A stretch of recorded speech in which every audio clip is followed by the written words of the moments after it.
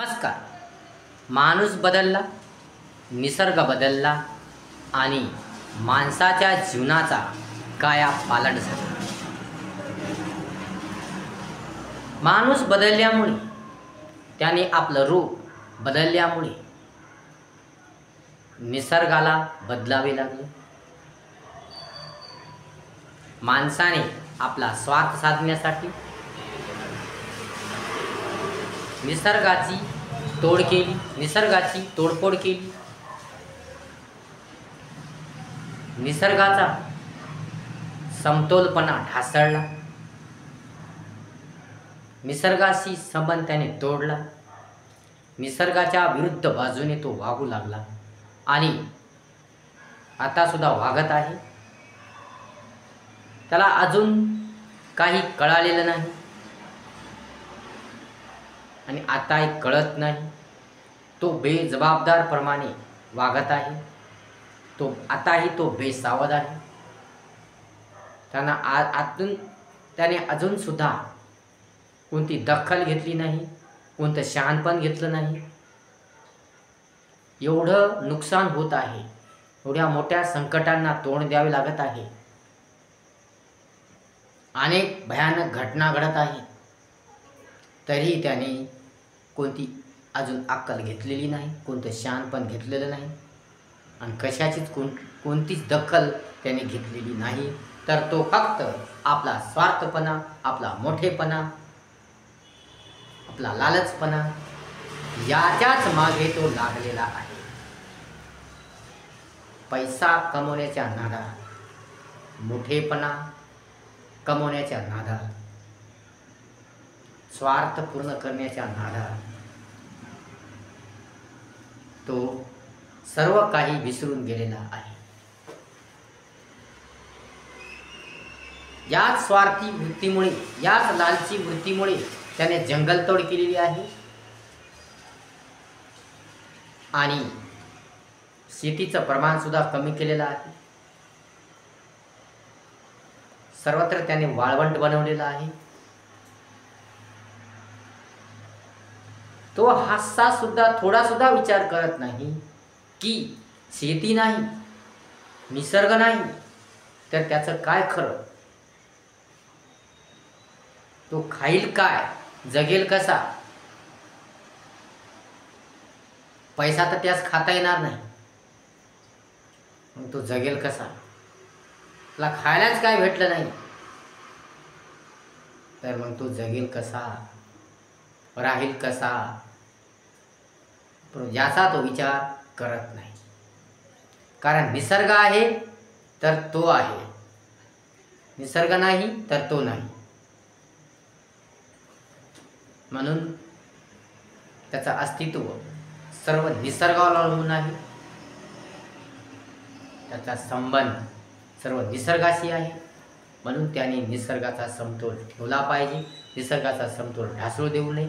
त्याने अनेक प्रकारची झाडे लावली पाहिजे, झाडे जगवली पाहिजे. त्या झाडांची निगा काळजी घेतली पाहिजे आणि निसर्गाची लहान मुलाप्रमाणे काळजी घेतली पाहिजे, निगा घेतली पाहिजे. तर निसर्गाचा समतोलपणा टिकून राहील आणि माणूससुद्धा आनंदी राहील. माणसाचं जीवनसुद्धा आनंदी होईल, सुंदर होईल, रंगमय होईल, चांगले होईल. परंतु माणसाने आपला स्वार्थ साधण्यासाठी जंगलतोड केलेली आहे, करत आहे. शेतीचं प्रमाण कमी करून किंवा जंगलतोड करून तो मोठमोठ्या इमारती बांधत आहे, मोठमोठे उद्योगधंदे उभारत आहे आणि त्याचं जीवन तो आणखीनच कष्टमय, संकटमय, त्रस्त करून टाकत आहे. जंगलतोड झाल्यामुळे मोठ्या प्रमाणात प्रदूषण होत आहे. कारण वरचेवर लोकसंख्या वाढत आहे आणि त्यामुळे अनेक प्रकारच्या बिल्डिंगी, अनेक प्रकारच्या इमारती उभा राहत आहेत आणि यामुळे शेतीचं प्रमाण कमी होत आहे. निसर्गाचं प्रमाण कमी होत आहे आणि निसर्गाचा समतोल ढासळत आहे. त्यामुळे मानवी जीवन हे धोक्यात येत आहे, त्याचं अस्तित्व धोक्यात येत आहे. म्हणून त्याने आपलं अस्तित्व टिकवण्यासाठी, निसर्गाचा समतोल राखण्यासाठी, आपलं जीवन वाचवण्यासाठी त्याने प्रयत्न केले पाहिजे आणि त्याने निसर्गाची काळजी घेतली पाहिजे, पर्यावरणाची काळजी घेतली पाहिजे आणि शेतीची काळजी घेतली पाहिजे. त्याने विचार केला पाहिजे, परंतु त्यास काही घेणं देणं नाही. तो निसर्गाशी कोणता संबंध ठेवत नाही. सरळ त्याला काम पडलं की तो झाडं तोडत आहे. झाडे लावण्याच्या ऐवजी तो झाडं धडाधड तोडत आहे आणि वाळवंट बनवत आहे. यामुळेच माणसाला अनेक भयंकर संकटाला तोंड द्यावे लागत आहे. आज माणसाची माणुसकी हरवलेली आहे, माणसाची सहानुभूती हरवलेली आहे, माणसाचा प्रामाणिकपणा हरवलेला आहे, शिस्त हरवलेली आहे, समाधान हरवलेलं आहे, त्याची माया ममता प्रेम हरवलेलं आहे. तो केवळ स्वार्थी बनला आहे, तो केवळ अहंकारी बनला आहे, तो केवळ लालची बनला आहे. किती जरी पैसा आला, धन संपत्ती आली तरी त्याला समाधान होत नाही. त्याला आणखीन हवं आहे, आणखीन हवं आहे, आणखीन हवं आहे.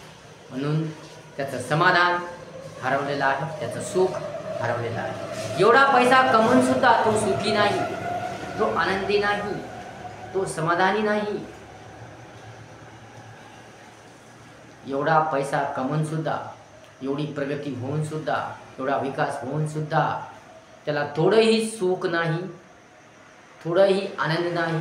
त्याच्या चेहऱ्यावर थोडाही आनंद झळकत नाही. तो आनंदापासून कोसो दूर आहे. मग एवढं कमवून काय फायदा? मग एवढी कमाई काय कामाची? मग एवढा पैसा काय कामाचा? म्हणून त्याने भानावर यावे, त्याने सावधान व्हावे, त्याने सतर्क व्हावे. कारण वरचेवर शेती तर कमी होतच आहे, ते तर संकट कोसळतच आहे आणि निसर्गाचा समतोलपणा ढासळत आहे आणि हे सुद्धा मोठं संकट उद्भवत आहे. कारण आज कोण्याही ऋतूमध्ये पाऊस पडत आहे, कोण्याही ऋतूमध्ये कोणत्याही घटना घडत आहे आणि कोणत्याही ऋतूमध्ये भयानक परिस्थिती उद्भवत आहे. काही ठिकाणी भरमसाठ पाऊस, काही ठिकाणी पाऊसच नाही, काही ठिकाणी भयानक तापमान, तर काही ठिकाणी कमी तापमान, खूपच कमी. ज्या कारणाने मनुष्याचं संतुलन बिघडत आहे आणि मनुष्याला अनेक संकटांना तोंड द्यावे लागत आहे. कारण मनुष्य पूर्णपणे निसर्गावर अवलंबून आहे. सर्व गोष्टी त्याला निसर्गातूनच मिळतात. निसर्ग नाही तर मनुष्याचं कोणतंही कुठलंही अस्तित्व नाही. म्हणून माणसाने निसर्गाची काळजी केली पाहिजे, निसर्गाची निगा राखली पाहिजे, निसर्गाचा समतोल टिकून ठेवला पाहिजे. कारण त्याचं पूर्णतः जीवन हे निसर्गावर अवलंबून आहे. त्याचं खाणं पिणं असो, त्याचं राहणं असो, त्याच्या लागणाऱ्या कोणत्याही गरजा असो, त्या सर्व गरजा त्याच्या निसर्गावर अवलंबून आहेत. निसर्गाशिवाय तो एक मिनिटही राहू शकत नाही. म्हणून त्याने हे ओळखलं पाहिजे, त्याने हे जाणलं पाहिजे, त्याला हे कळालं पाहिजे, त्याने हे लक्षात घेतलं पाहिजे. आणि म्हणून त्याने खूप झाडे लावली पाहिजे, झाडे जगवली पाहिजे, निसर्गाची काळजी घेतली पाहिजे, निसर्गाचा समतोल ठेवला पाहिजे, निसर्गाशी घनिष्ठ संबंध ठेवला पाहिजे, निसर्गाशी प्रेम ठेवलं पाहिजे निसर्गाला लहान आपल्या मुलाप्रमाणे जपलं पाहिजे, तर त्याचं जीवन टिकून राहील, त्याचं अस्तित्व टिकून राहील, तो त्याचं जीवन रंगीन, आनंदमय, सुखकारक बनेल, अन्यथा बनणार नाही. कारण कारण मोठ्या प्रमाणावर तोडली जाणारी झाडे आणि शेतीचं होणारं मोठ्या प्रमाणावर शेती कमी होत आहे. या कारणाने आणि मोठ्या प्रमाणावर वृक्षतोड झाल्या या कारणाने मनुष्याचं जीवन धोक्यात येत आहे, त्याचं अस्तित्व धोक्यात येत आहे आणि अनेक संकट येत आहेत, अनेक अडचणी येत आहेत. याची सुरुवात तर केव्हाच झालेली आहे. म्हणून मनुष्याने आता तरी सावध व्हावे, आता तरी जागरूक व्हावे, आता तरी जागे व्हावे आणि त्याने स्वतःला सावरायला पाहिजे आणि त्याने सर्व बाबीचे परीक्षण करायला पाहिजे, निरीक्षण करायला पाहिजे, अवलोकन करायला पाहिजे, विचार मंथन करायला पाहिजे आणि निसर्गाचा समतोल कसा टिकून राहील यावर त्याने विचार केला पाहिजे आणि लगेच त्यावर अंमलबजावणी सुद्धा केली पाहिजे. तर त्याचं काही खरं आहे, अन्यथा त्याचं काही खरं नाही. कारण मनुष्याला मिळणाऱ्या सर्व गोष्टी या निसर्गातूनच मिळतात. मनुष्य जो कपडे घालतो ते त्याला निसर्गातूनच मिळतं. मनुष्याला आपलं पोट भरण्यासाठी, जीवन जगण्यासाठी जे खायला प्यायला लागतं ते सर्व निसर्गातूनच मिळते. पाणी हे निसर्गातूनच मिळते. त्याला श्वास जो घेतो तो ऑक्सिजन त्याला निसर्गातूनच मिळते. म्हणून सर्व काही गोष्टी त्याला निसर्गातूनच मिळतात आणि म्हणून त्याचं पूर्णतः जीवन हे निसर्गावर अवलंबून आहे. त्याचं पूर्ण अस्तित्व त्याचं निसर्गावर अवलंबून आहे. त्याचं स्वतःचं अस्तित्व काही नाही, पूर्णतः तो निसर्गावर अवलंबून आहे. म्हणून त्याने चांगला विचार केला पाहिजे आणि निसर्गाचा समतोल टिकवला पाहिजे. निसर्गाशी घनिष्ठ मैत्री केली पाहिजे. मोठ्या प्रमाणावर झाडे लावली पाहिजे, जगवली पाहिजे, त्यांची काळजी घेतली पाहिजे, निगा घेतली पाहिजे. आपल्या मुलाप्रमाणे त्यांना वाढवलं पाहिजे आणि तसेच हे वाढत जाणारे प्रदूषण कमी केलं पाहिजे आणि कमी होत जाणारी शेती हे थांबवली पाहिजे. कारण शेती आहे तर आपण आहात, शेती नाही तर काही नाही. भारत हा कृषीप्रधान देश आहे, परंतु आज मोठ्या प्रमाणावर शेती कमी झालेली आहे आणि शेती जर कमी झाली तर आपल्याला खायला काय भेटेल? आपल्याला खायला काही मिळणार नाही.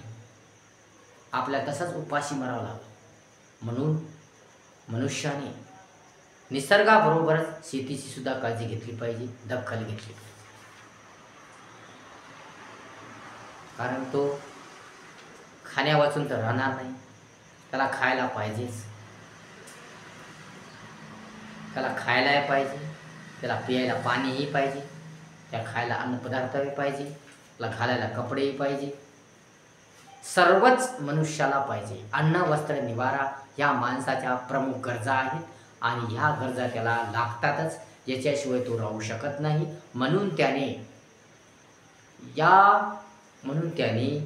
या गरजा सतत त्याला मिळाव्यात, त्याचं जीवन चांगलं राहावे, त्याला कोणती अडचण येऊ नये, समस्या येऊ नये, संकट येऊ नये, यासाठी त्याने जागरूक व्हायला पाहिजे, यासाठी त्याने सतर्क राहायला पाहिजे, यासाठी त्याने सावधान राहायला पाहिजे. आता तरी त्याने सावध व्हायला पाहिजे, आता तरी त्याने जागा व्हायला पाहिजे.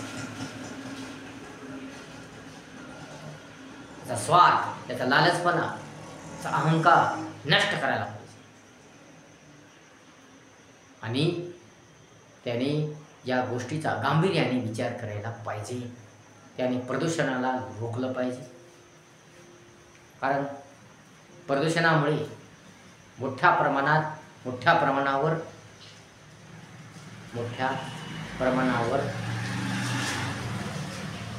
हानी होत आहे, नुकसान होत आहे.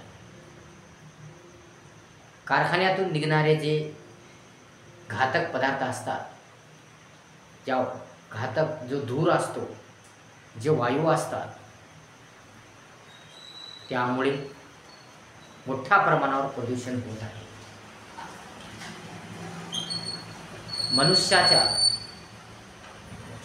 मनुष्याच्या अव्यवस्थित वागण्यामुळे, मनुष्याच्या अव्यवस्थित आचरणामुळे, मनुष्याच्या जास्तीत जास्त स्वार्थामुळे, लोभामुळे, अहंकारामुळे मोठ्या प्रमाणावर प्रदूषण निर्माण झालेलं आहे.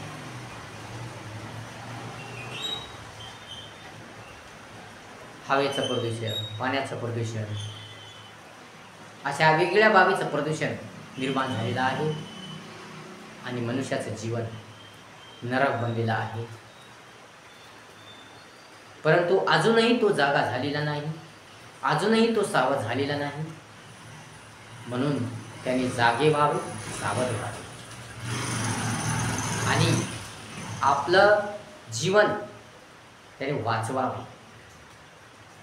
कारण असा जर तो वागत गेला तर मानवी जीवन पूर्णतः नष्ट झाल्याशिवाय राहणार नाही. त्याची सुरुवात झालेली आहे. म्हणून मानवाने स्वतःला सावरावे, स्वतःचं जीवन वाचवावे, यावर त्याने विचार करावा, गांभीर्याने विचार करावा. कारण नैसर्गिक समतोल ढासळला, म्हणूनच मानवाचा तोल ढासळला, मानवाचं जीवन ढासळलं. निसर्ग बदलला, माणूस बदलला आणि मानवाच्या जीवनाचा कायापालट झाला. मानवाच्या जीवनाचा कायापालट झाला म्हणजे त्यांचं पूर्णतः जीवन बदललंय. त्याचं जीवन संकटमय झालेलं आहे, संकटाने घेरलेलं आहे. केव्हा काय होईल हे आज काही सांगता येत नाही. आणि आजच्या परिस्थितीला म्हणजे मोठ्या प्रमाणावर हानी होत आहे. काय ठिकाणी प्रचंड प्रमाणात पाऊस पडत आहे, तर काय ठिकाणी पाण्याचा एक थेंबही नाही. काय ठिकाणी भयानक उष्णता आहे, तर काय ठिकाणी भयानक थंडी आहे. म्हणजे अशा प्रकारे या वातावरणात सुद्धा मोठ्या प्रमाणात बदल झालेला आहे. प्रत्येक गोष्टीमध्ये मोठ्या प्रमाणात बदल झालेला आहे. निसर्गाने पूर्णतः स्वतःला बदललेला आहे. म्हणून केव्हा काय होईल, म्हणून केव्हा कोणतं रुद्र रूप येईल, केव्हा कोणतं भयानक अतिभयानक संकट येईल, काही सांगता येत नाही. म्हणून मनुष्याने स्वतःला सावरायला पाहिजे, स्वतःला जागा करायला पाहिजे, स्वतः सावधान व्हायला पाहिजे आणि निसर्गाचा समतोल टिकून ठेवण्यासाठी प्रयत्न केला पाहिजे. म्हणून त्याने आता तरी जागं व्हावं, सावध व्हावं आणि गांभीर्याने विचार करावा.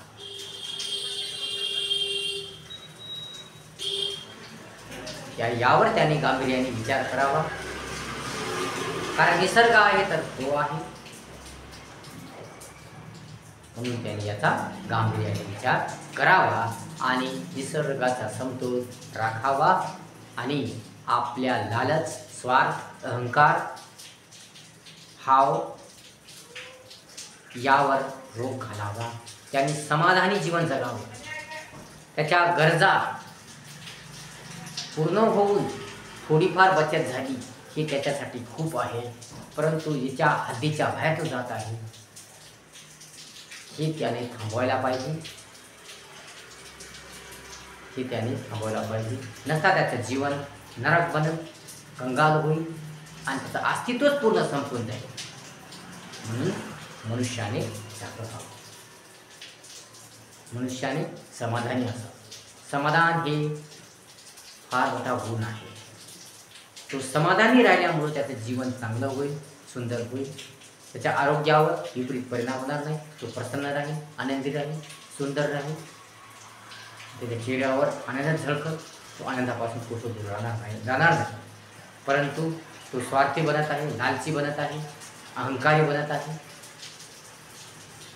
त्यामुळे त्याचं जीवन कंगाल होत आहे, नरक होत आहे आणि त्या चेहऱ्यावर सतत दुःखाची काया राहत आहे आणि तो आनंदापासून कोसो दूर जात आहे. म्हणून त्याला आता तरी कळायला पाहिजे, आता तरी त्याने ओळखायला पाहिजे आणि निसर्गाचा समतोल राखायला पाहिजे. आणि निसर्ग आहे तर तो आहे, म्हणून त्याने हे ओळखायला पाहिजे. आणि आता तरी जागरूक, सावधान, सतर्क, दक्ष व्हायला पाहिजे, दक्षता घ्यायला पाहिजे. आणि म्हणून झाडे लावा, झाडे जगवा हा नारा त्याने सतत पुढे नेला पाहिजे आणि अनेक प्रकार मोठ्या प्रमाणावर त्याने झाडे लावली पाहिजे, झाडाची निगा घेतली पाहिजे, प्रदूषण थांबवलं पाहिजे, प्रदूषण थांबवलं पाहिजे.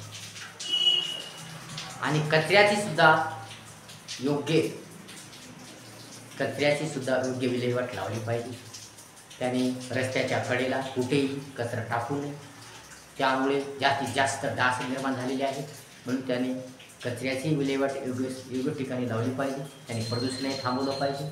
त्याने अनेक झाडं लावली पाहिजे, झाडं जगवली पाहिजे, झाडाची काळजी घेतली पाहिजे आणि स्वतःच्या मुलाप्रमाणे त्याला वाढवलं पाहिजे. निसर्गाची काळजी घेतली पाहिजे, निसर्गाची सुद्धा निगा राखली पाहिजे. अशा प्रकारे माणसाने जर सर्व बाबतीमध्ये सतर्कता ठेवली, सावधानता ठेवली, जागरूक झाला, सर्व बाबतची काळजी घेतली तर त्याचं जीवन टिकून राहील, त्याचं अस्तित्व टिकून राहील आणि त्याचं जीवन सुंदर रंगीत होईल. व्हिडिओ जर आवडला असेल तर लाईक करा, शेअर करा, कमेंट्स करा. आपल्या चॅनलला सबस्क्राईब करायला विसरू नका. धन्यवाद.